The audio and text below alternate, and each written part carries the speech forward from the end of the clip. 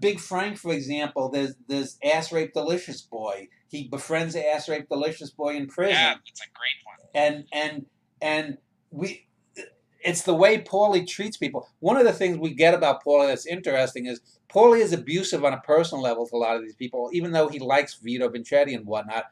But we find out the reason Paulie has power.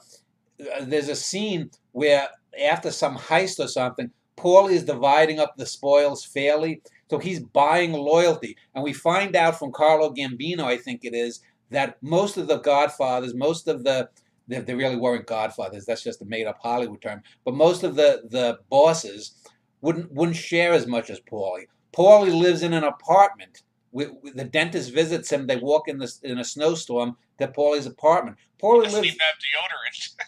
what? He doesn't even have deodorant. Yeah. So Paulie is a working class mob boss, and he's fair with his people, and he looks the other way when they're skimming here or there because he knows he did it. And so Paulie has the loyalty of his men because of that, which is why we find out in early books why years after his death, some of these people still want to avenge Paulie's death because Paulie was good to them in this way. But he's a total psychopath. He kills these two young kids. One of them is related to Alan Alda. One of the people he kills is, I think, a cousin to Alan Alda, the actor, whose real name is Alfonso d'Abruzzo.